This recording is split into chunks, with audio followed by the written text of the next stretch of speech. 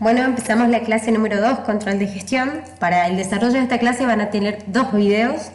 Uno con la explicación del contenido teórico con ejemplos de este tema. Y por otro lado, un video que les va a ayudar a realizar la parte práctica en caso que elijan como herramienta para hacer el trabajo práctico el formulario de Google. Vamos a ver mapa de actores, árbol de problema, árbol de objetivos, indicadores, cuestionarios y control de gestión. Bueno, el mapa de actores, acá lo que me interesa es que ustedes al momento de realizar una planificación en su área o en su equipo, con su equipo de trabajo, sepan que para determinado objetivo y determinada estrategia ya definida, cuáles son los actores que los van a ayudar y cuáles son los actores que no los van a ayudar y que van a tener que trabajar y gestionar para poder lograr ese objetivo, a pesar de estos actores que pueden tener una posición negativa frente a esta planificación o a este objetivo propuesto, ¿sí? Entonces ahí es importante que ustedes digan de qué organización es, qué actores en particular, cuál es el interés principal, ¿sí?, de este actor, cuáles son los posibles conflictos y la posición de este actor, si es positiva o negativa respecto del plan de trabajo o del objetivo que estoy proponiendo, ¿sí? Bueno, seguimos con el árbol de problema. Acá me interesa que sepan que esta también es una herramienta de diagnóstico, al igual que el FODA y al igual que el análisis situacional. Entonces, si en una pregunta de examen yo les pongo que el árbol de problemas, el análisis situacional y el FODA son herramientas de diagnóstico, la respuesta es verdadero, ¿sí? Bueno, fíjense que un árbol de problemas ¿por qué se llama árbol? Bueno, imagínense que esta parte, que son las consecuencias, es el tronco, el problema central, y las hojitas de ese árbol son los efectos. Entonces, me planteo y tengo el problema central. Lo que pasa antes, y para que suceda ese problema sería la palabra correcta, son las consecuencias. Y sucedido el problema, lo que pasa después son los efectos. Para ser más clara, me voy a ir a un ejemplo doméstico. El niño tiene 38 grados de fiebre. ¿Tiene fiebre? ¿Ese es el problema? El problema es que tiene fiebre. Y la respuesta es que no, que la fiebre es el síntoma de un problema, ¿sí? Es algo que me está advirtiendo que hay un problema, pero la fiebre no es el problema. Entonces voy a decir, bueno, ¿por qué el niño tiene fiebre? Y bueno, el niño tiene fiebre porque tiene una infección. ¿Por qué tiene esa infección? Bueno, tiene esa infección en la garganta porque toma helado en épocas de frío. ¿El problema es que toma helado en épocas de frío? No, el problema es que los padres no controlan que el niño tome helados en épocas de frío. Y bueno, el padre no controla que tome helados en épocas de frío porque trabaja en jornadas completas, ¿sí? Entonces fíjense cómo fui haciéndome diferentes preguntas para identificar cuál es el verdadero problema. Vamos a volver al ejemplo que les ponía recién del árbol de problemas y fíjense que en este caso el problema es la alta accidentalidad de los vehículos, ¿sí? O la alta tasa de accidentes vehiculares. Ese es el problema. Bueno, ¿por qué pasa esto? Y ahí me voy a ir a ver las consecuencias. Imprudencia de los conductores, calles en mal estado, vehículos en mal estado. Y fíjense cómo sigo bajando. Bueno, ¿por qué los vehículos están en mal estado? Los vehículos están en mal estado porque son vehículos obsoletos y porque hay un mal mantenimiento de los vehículos. Incluso acá yo podría tener una flechita adicional, que los vehículos están en mal estado porque las calles están en mal estado y se rompen más rápido, ¿sí? Y ahora me pregunto, ¿y esto qué produce? ¿Sí? Entonces fíjense, esto, ¿por qué es causado? Y me voy abajo, en la parte de abajo del árbol. ¿Y esto qué produce? Y me voy a la parte de arriba del árbol. Bueno, produce que las personas lleguen tarde a su trabajo, que haya alta frecuencia de lesiones y muertes, que haya pérdidas económicas. El hecho de que las personas lleguen tarde a su trabajo hace que haya altas pérdidas económicas, y el hecho de que haya una alta frecuencia de lesiones genera un alto costo de cobertura de la obra social, ¿sí? Entonces fíjense cómo abajo están las consecuencias y arriba están los efectos. Y a su vez, tanto las consecuencias como los efectos pueden tener efectos de los efectos y consecuencias de las consecuencias. ¿Tá? Bueno, pasamos al árbol de objetivo. Acá, al momento de hacer un árbol de objetivos, no me voy a esmerar mucho todavía en responder a estas preguntas, pero una vez que yo decido cuáles van a ser mis objetivos, sí tengo que hacerme estas preguntas, ¿sí? Para terminarlo rápido al árbol de objetivo, lo que voy a hacer es a esos problemas que detallé o que logré listar en el árbol de problemas, los voy a traducir a objetivos. ¿Cómo se hace? Cambiando lo negativo del problema en algo positivo, que sería el objetivo. Cambio lo negativo por lo positivo. Entonces, si en el árbol de problemas tenía una alta tasa de accidentes vehiculares, acá lo que voy a decir es que voy a disminuir los accidentes vehiculares. Entonces, fíjense cómo cambié algo negativo, que es el problema, por algo positivo, que es este objetivo, que todavía le falta redactarlo en detalle, pero en síntesis ese sería el objetivo, ¿sí? Fíjense que yo tenía acá como una de las consecuencias la imprudencia de los conductores, calles en mal estado, y fíjense que en el árbol de objetivos tengo lograr mayor prudencia de los conductores, lo transformo en positivo, mejorar el estado de las calles, lo transformo en positivo. Y de la misma manera los efectos. Si yo logro que disminuyan los accidentes de tránsito, voy a lograr que las personas lleguen más temprano a su trabajo. Voy a lograr que bajen las frecuencias de lesiones y muertes, y de esta manera van a bajar los costos de la obra social por atender los accidentes de tránsito, ¿sí? Entonces fíjense que entre el árbol siempre tengo que estar mirando el árbol de problemas para construir el árbol de objetivos. Convierto los aspectos negativos en aspectos positivos. Indicadores de desempeño. ¿Por qué yo aclaro de desempeño? Tiene que ver más que nada con la bibliografía elegida. Pero sepan que indicadores son indicadores. Lo que hacen los indicadores es indicar. Esa es su definición. Y los indicadores indican algo. Si me vuelvo acá a este ejemplo que les ponía, ¿cuál es el indicador? El indicador es la temperatura. La temperatura es la que me está diciendo algo. O que está bien, o que está mal, o que está por debajo. Pero en este caso, el indicador es la temperatura. El instrumento que utilizo para medir esa temperatura es el termómetro. El indicador de desempeño es una herramienta que entrega información cuantitativa. ¿Por qué? Porque si un niño tiene fiebre, yo no puedo decir, bueno, tiene más o menos fiebre. O tiene mucha fiebre, o tiene poca fiebre. Para saber si tiene mucha fiebre, yo tengo que tener un número, cuánto, para saber que tiene mucha fiebre, ¿sí? Entonces, una herramienta que entregue información cuantitativa del cuánto respecto del desempeño, y cuando hablo de desempeño hablo de la gestión o hablo de los resultados en el ámbito público, en la entrega de productos generados por la organización, cubriendo aspectos cuantitativos o cualitativos, ¿sí? ¿Por qué se hace esta aclaración? La información tiene que ser cuantitativa. Si yo no digo cuánto, no me va a estar indicando nada. ¿Y por qué cubre aspectos cuantitativos y cualitativos? Porque la temperatura, no hay discusión, es 38 o es 39.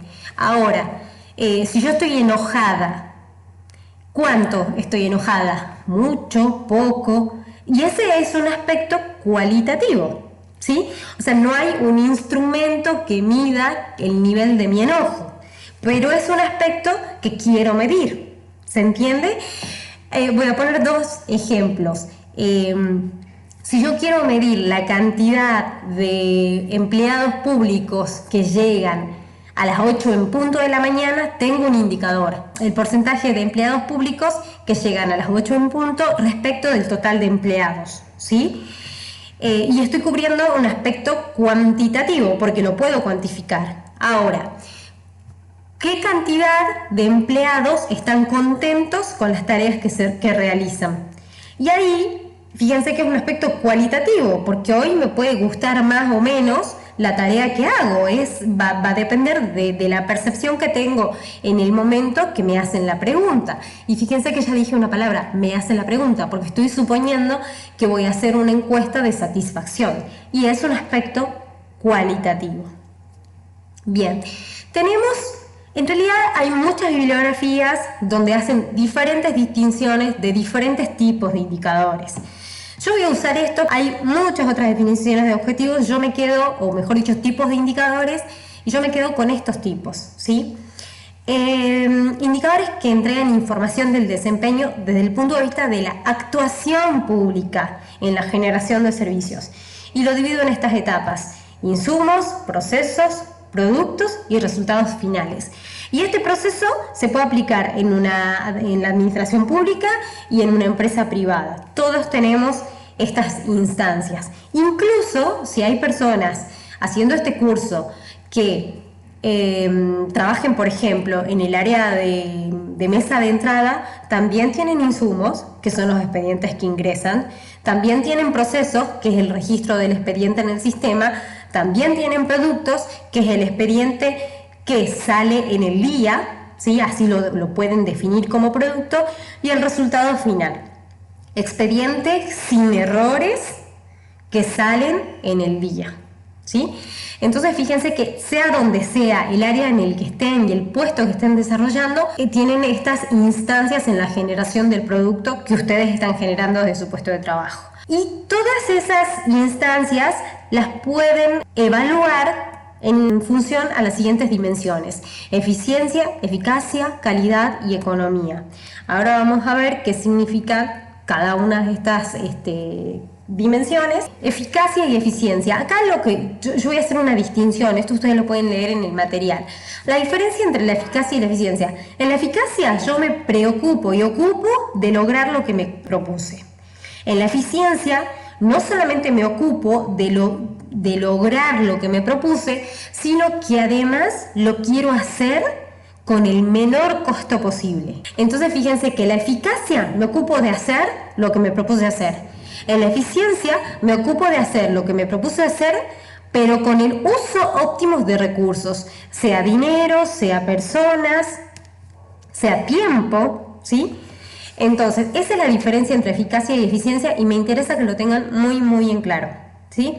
Calidad, bueno, es la capacidad que tenemos para responder en forma consistente, rápida y directa con las necesidades, a las necesidades de los usuarios. Y yo les voy a sumar algo más.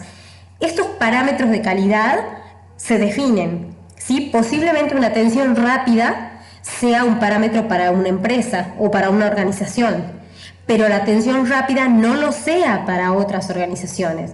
Entonces, supongamos que yo voy al médico y el médico me atiende súper rápido, tanto que entro y salgo. Y digo, la verdad que el médico me atendió súper rápido, no me tomó la temperatura, no midió mi altura, no me tomó el peso. Y la verdad es que para mí eso no es calidad. Para mí es calidad que se siente, que me pregunte de todo, para finalmente no recetarme nada, pero para mí calidad es otra cosa. Y bueno, economía mide la capacidad de la institución de movilizar adecuadamente sus recursos financieros para lograr el cumplimiento de los objetivos. De acá la diferencia entre eficacia y eficiencia, que la tengan en clara. Y respecto de la calidad, que lo que es calidad para mí no necesariamente es calidad para ustedes, ¿está? Bueno, acá tienen algunos ejemplos de indicadores de eficacia, eficiencia, calidad y economía. Ahí fíjense que yo en la autoevaluación y probablemente en las evaluaciones les ponga ejemplos de indicadores y les pida que ustedes me digan si esos indicadores son de eficacia, eficiencia, de calidad o de economía.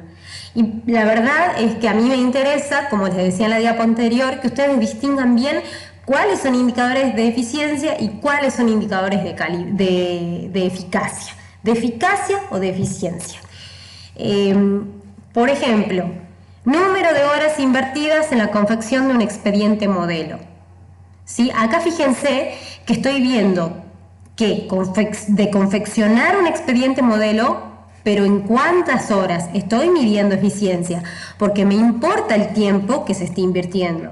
Ahora, porcentaje de expedientes resueltos respecto de los recibidos, estoy midiendo eficacia porque no me estoy preguntando ni cuánto costo me lleva, ni cuánto tiempo me lleva, ni cuántas personas estoy dedicando a hacer ese trabajo, ¿sí? Entonces, a eso me interesa que lo tengan clarísimo, la diferencia entre eficacia y eficiencia, y eso traducido a indicadores. Bien, seguimos. Y esta es la relación que se da entre los aspectos de desempeño, ¿sí?, y las instancias del proceso de cualquier organización. Por eso les decía que es la definición o el tip o la clasificación de tipos de indicadores que más me gusta. ¿Por qué? Porque cuando yo mido insumos, seguramente voy a tener indicadores económicos. Si mido insumos respecto de lo que produzco, voy a tener indicadores de eficiencia. Si mido productos respecto de resultados, voy a tener medidas de eficacia. Las medidas de calidad las puedo tener en todo el proceso. Ahora vamos a pasar a la construcción de indicadores, 10 pasos básicos. El primero y el segundo, que tiene que ver con la definición de la estrategia como referente para la medición y de establecer las áreas de desempeño relevante a medir, son partes del diagnóstico que hicimos o que desarrollamos en la clase anterior.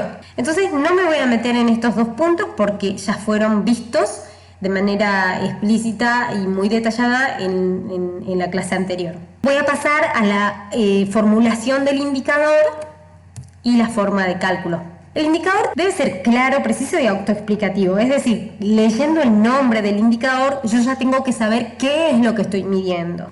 Entonces, en un ejemplo como este, porcentaje de alumnos aprobados de la diplomatura del IPAP respecto del total de alumnos inscriptos, salvo que no tiene la aclaración de que es IPAP, es un buen indicador, ¿sí? ¿Por qué? Porque no todo el mundo sabe. Entonces yo abajo debería poner nota aclaratoria IPAP, Instituto Provincial de la Administración Pública, ¿sí? ¿Y por qué es una muy buena definición? Fíjense que porcentaje, yo ya sé que acá lo que uso es una fórmula de dividir una cantidad en otra cantidad. ¿Y cuáles son esas cantidades?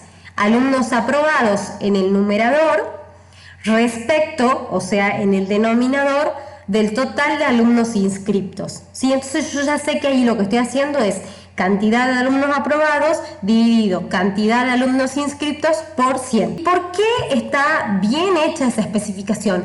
Porque yo podría medir la cantidad de alumnos aprobados respecto de los que rindieron el examen. Validar los indicadores explicando criterios técnicos. Bueno, deben estar vinculados a la misión, tienen que medir resultados intermedios y finales, tienen que ser medibles, es decir, no puedo definir como indicador el porcentaje de alumnos aprobados si no tengo cómo medirlo, si no sé cómo los voy a aprobar, ¿sí?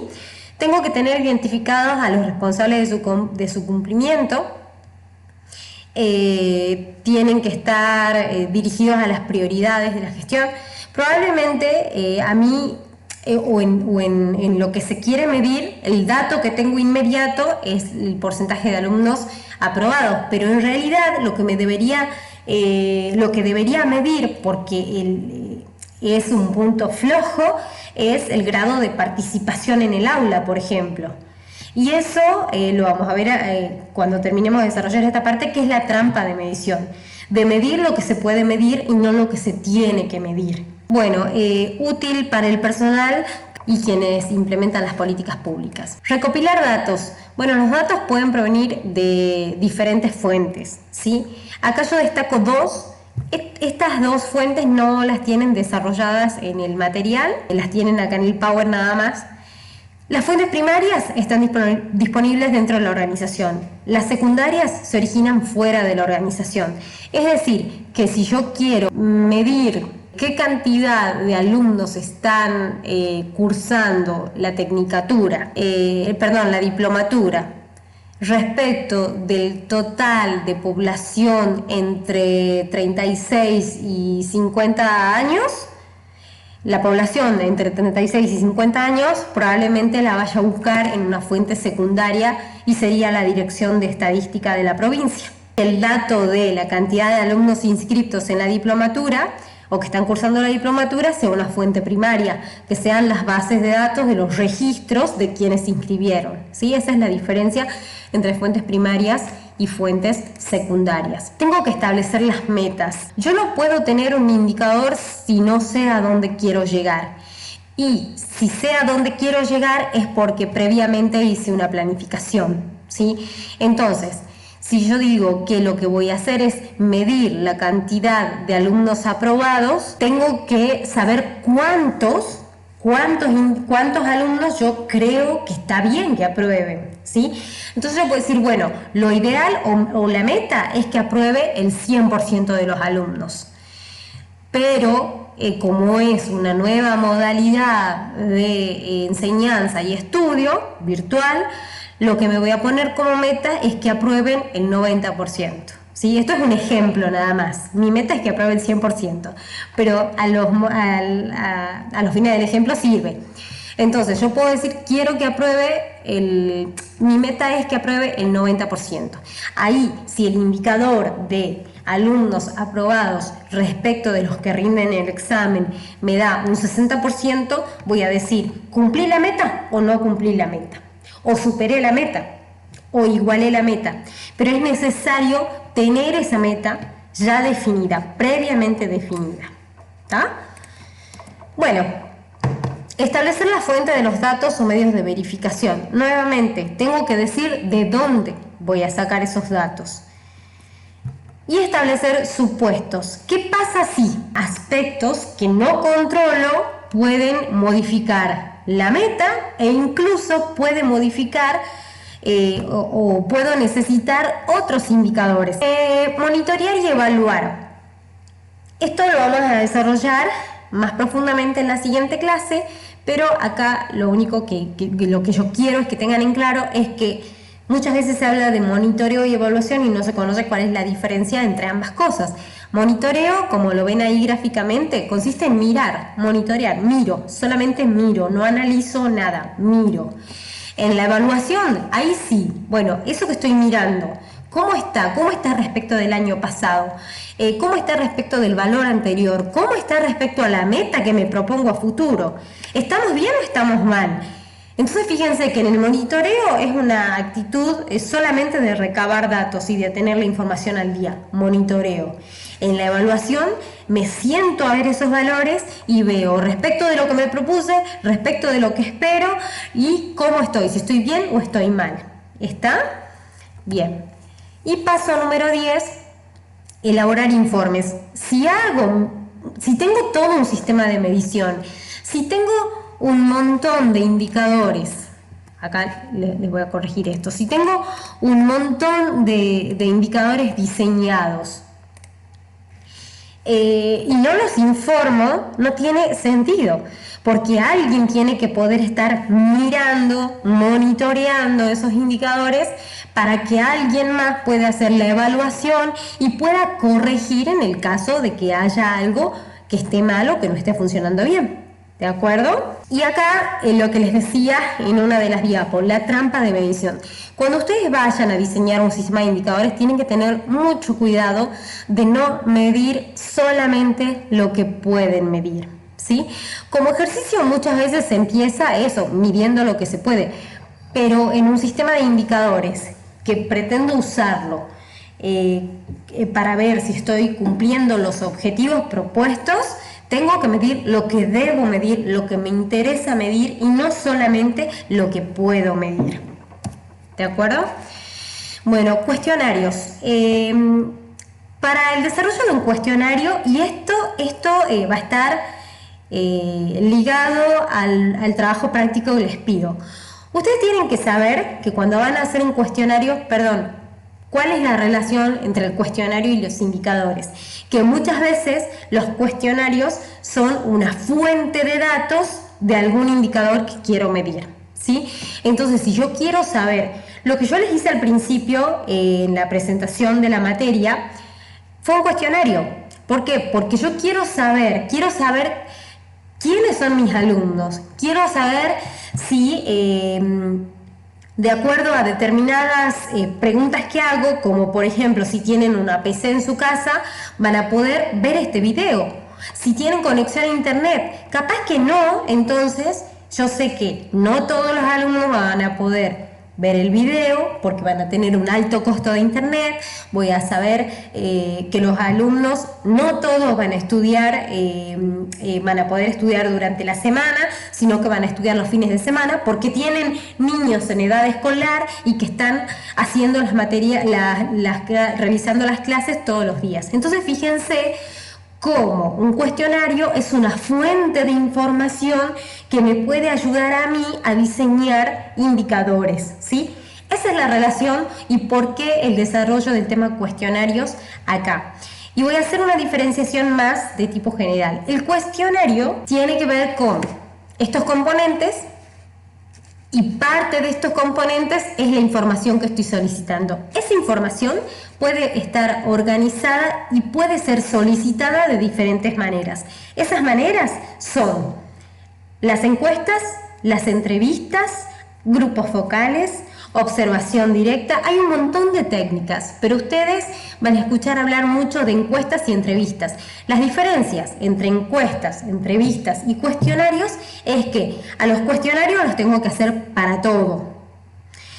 En las encuestas lo que decido es cómo voy a preguntar. Voy a hacer una pregunta cerrada. ¿Qué quiere decir? Sin opción a que se agregue nada. Las preguntas de tipo cerrada son sí, no, mucho, poco, nada, o sea, con opciones para elegir, no para escribir nada. Las voy a hacer semiabierta, semicerrada. ¿Qué quiere decir? Que voy a hacer preguntas para que pongan sí, no, de acuerdo, en desacuerdo, y al final les voy a dejar una pregunta abierta. Y las encuestas totalmente abiertas tienen que ver y ya estamos hablando de una entrevista. Perdón, no estamos hablando de una entrevista. Las encuestas abiertas son todas las preguntas de escritura libre para el encuestado. ¿Por qué me acabo de corregir? Porque las entrevistas, o sea, yo a las encuestas puedo entregárselas a ustedes o mandárselas como se las mandé a través de un link, ¿sí? En cambio, la entrevista ya me tengo que encontrar con la persona que voy a entrevistar, sea por teléfono, o sea, me tengo que contactar de manera directa, sea por teléfono, esas son las entrevistas telefónicas, entrevistas personales, puede ser que queremos en encontrarnos en algún lugar y yo les haga las preguntas en ese momento, ¿sí? Y antes, hace mucho tiempo, se usaban las entrevistas por fax, por telegramas, ahora se usa por correo electrónico, y la diferencia tiene que ver con la estructura que yo espero, que yo hago las preguntas y que espero las respuestas, ¿sí? Entonces, yo desarrollo cuestionarios que después probablemente terminen siendo encuestas. ¿Sí? Lo más importante es que ustedes sepan que en un cuestionario no deben faltar los datos de identificación. ¿Qué quiere decir? Datos de identificación. Ustedes imagínense que alguien les haga una encuesta a ustedes. Ustedes imagínense que yo les haya mandado la encuesta que les mandé para que se presenten y no haya dicho ni quién soy, ni para qué quiero. ¿Ustedes hubieran respondido? Y la verdad que no, porque ustedes van a decir, ¿quién me está haciendo estas preguntas? ¿Para qué quiere que yo le responda? Entonces, cuando ustedes van a hacer un cuestionario, es importante que ustedes digan quiénes son y qué es lo que quieren, ¿sí? Y acá es muy importante aclarar en caso de que la encuesta sea o el cuestionario sea anónimo o no, ¿sí? ¿Por qué? Porque dependiendo de las preguntas que se hagan, va a haber personas que si la pregunta, si el cuestionario o la encuesta no es anónima, probablemente no me la respondan, ¿sí? En la diapositiva que viene voy a desarrollar un poquitito más esta parte. Pero entonces, cuando ustedes vayan a hacer un cuestionario o una encuesta o una entrevista, siempre tienen que decir quiénes son y para qué quieren la información que van a preguntar. Por otro lado, solicitud de cooperación. Entonces yo les digo, bueno, soy la profesora del módulo 2 de la diplomatura, les voy a hacer esta encuesta para conocerlos. Y me mando con las preguntas. Ahora, Qué diferente es que yo les diga, soy la encuesta de soy la profesora del módulo 2 de planificación, les pido que por favor respondan estos datos para conocerlos un poco más. Y ahí abajo les pido por favor que completen el formulario. Es diferente a arrancar con las preguntas de cero, ¿sí? Entonces me presento, digo para qué y les pido por favor completen la encuesta. Instrucciones. Bueno, en las instrucciones no tiene que faltar qué es lo que yo espero que ustedes hagan. Si espero que pongan una cruz, si espero que hagan un tilde, si espero que elijan entre 1 y 5, indicándoles qué es 1 y qué es 5, ¿sí? Por ahí en formularios, como el formulario de Google, que lo vamos a ver un poquito más adelante, esas instrucciones están de alguna manera ya dadas por el tipo de pregunta que se hace. Uno sabe que si ves circulitos tiene que presionar en ese circulito, pero no siempre la gente va a entender qué es lo que tiene que hacer, ¿sí? Así que las instrucciones son necesarias, y si no uso esa herramienta y lo hago a través de un documento de Word, sí es muy importante poner las instrucciones. Indique con una cruz tal cosa. Seleccione 2 de las 3 opciones propuestas, ¿sí? Bueno, información solicitada, y la información solicitada es el corazón del cuestionario, porque acá yo voy a elegir las preguntas a hacer. Puedo preguntar 1.000.000 de cosas, pero yo sé que la gente no tiene el tiempo para contestarme 1.000.000 de cosas. Además, ese 1.000.000 de cosas tiene que estar dentro de los objetivos que me propongo cuando empiezo a hacer el formulario. Entonces tengo que tener en cuenta para qué estoy haciendo el formulario, el tiempo que la gente tiene para responderme y para qué voy a utilizar esa información, ¿sí? Entonces se recomiendan en encuestas no pasarse de las 10 preguntas, ¿sí? Y si son 10 preguntas, que la mayoría sean de tipo sí, no, elijo una opción, no mucho, porque la gente no contesta preguntas largas. Y datos de clasificación. Los datos de clasificación de alguna manera están en la primera parte del cuestionario. ¿Cuáles son los datos de clasificación? Yo les pregunto a ustedes, ¿de qué ministerio son? A ver, la encuesta es anónima, entonces yo sé que de entrada no voy a tener apellido y nombre de ustedes para saber de ustedes. Entonces, si yo les pregunto, bueno, decime tu apellido y nombre, Susana Casasola. Entonces le puedo preguntar a las chicas del IPAP, díganme a qué organismo pertenece Susana Casasola.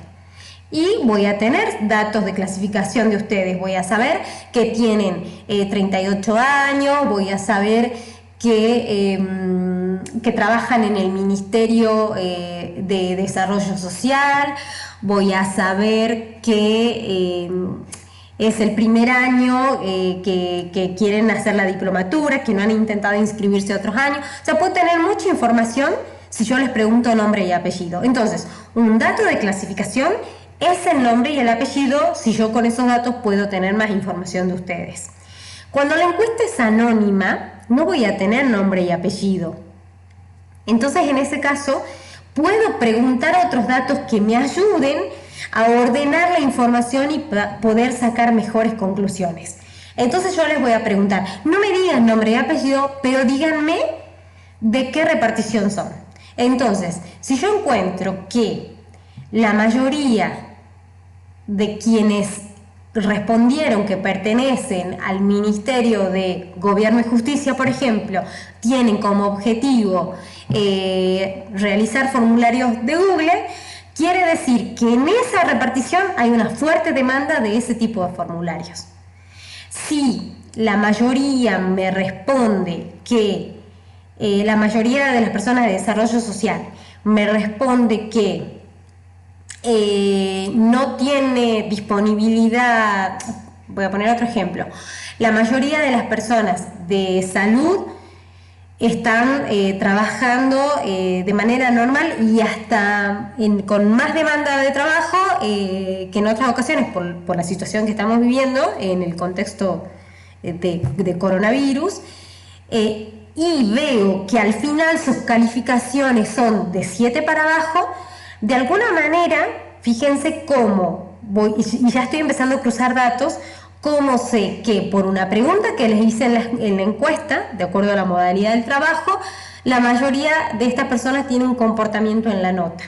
Y fíjense cómo ese dato de clasificación, de saber si pertenece a determinado organismo, me dio una información adicional de lo que estoy preguntando y de lo que puedo evaluar de manera posterior, ¿sí? Entonces, los datos de clasificación siempre tienen que estar. Cuando ustedes hagan una entrevista o una encuesta, un cuestionario, siempre tiene que haber datos de clasificación, aunque la encuesta o cuestionario sea anónimo, ¿sí?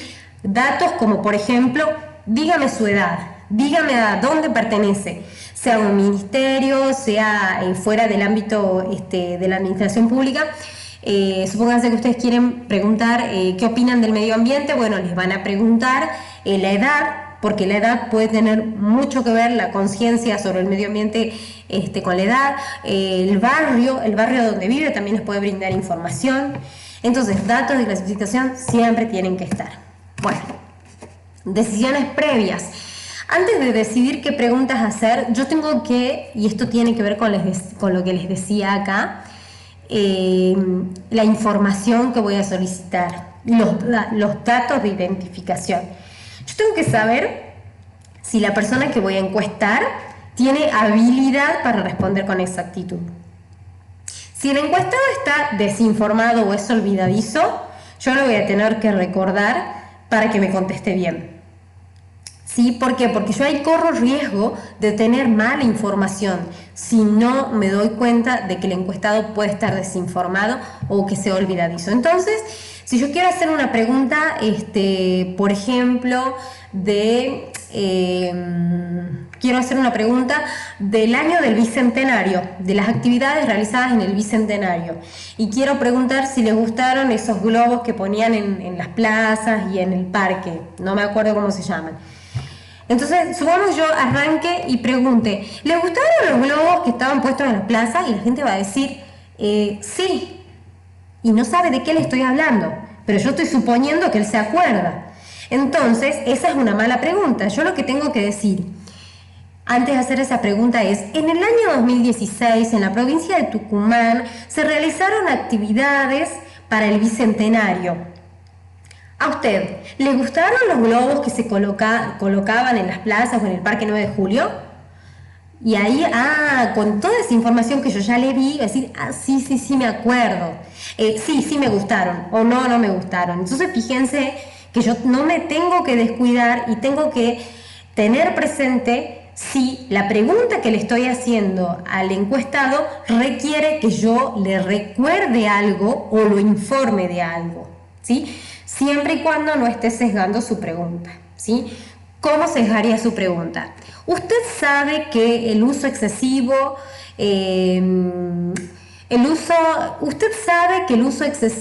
de internet en la casa implica que se caiga la red. ¿Está de acuerdo con establecer horarios? Y bueno, yo más o menos ya con la introducción que le di, estoy haciendo que me responda de una manera. Entonces, fíjense que el hecho de recordarle algo o informarle algo para que me responda, no quiere decir que voy a sesgar su pregunta, ¿sí? Y luego, algo que tengo que tener en cuenta es la disposición para responder con exactitud. Supongamos que yo les pregunto a ustedes, alumnos de la diplomatura, ¿cuánto cobran? Y ustedes van a decir, si no me presenté, esta señorita que nos entrevista, ¿es de la FIP? Y si es de la FIP, yo le voy a contestar que cobro menos del monto mínimo, porque si no, el mes que viene me cobran ganancias, por ejemplo.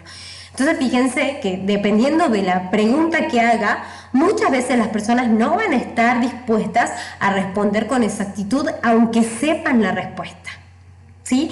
Así que ese tipo de preguntas hay que obviarlas. Salvo que haya un objetivo que justifique eso. El censo nacional, por ejemplo. Bueno, ahí uno tiene que ser correcto e informar la realidad. Bueno, decidir sobre el formato de las respuestas. Era lo que les decía anteriormente sobre las preguntas. Pueden ser abiertas, simples, dicotómicas, múltiples. Dicotómicas sí, no, múltiples, muy de acuerdo, poco de acuerdo, muy en desacuerdo. Y la respuesta abierta donde se les deja un campo para que escriban lo que gusten, ¿sí? Recomendaciones: preguntas sencillas, preguntas claras, evitar preguntas que sugieran las respuestas, evitar supuestos, evitar estimativos, evitar preguntas de doble respuesta. Esto es muy importante y es un error que se comete mucho cuando uno hace cuestionarios. Yo les puedo preguntar: ¿usted dispone de computadora e internet en su casa? Bueno, voy a preguntar al revés para que se vea la I. ¿Usted dispone de internet y computadora en su casa? Y ustedes van a decir: ¿a qué le respondo? ¿A que tengo internet o a que tengo computadora? Porque probablemente yo tenga internet porque tengo datos en el celular, pero no tengo computadora. Entonces ahí, ojo con las I. Entonces fíjense, ¿usted tiene internet y computadora en su casa? Implica una doble respuesta.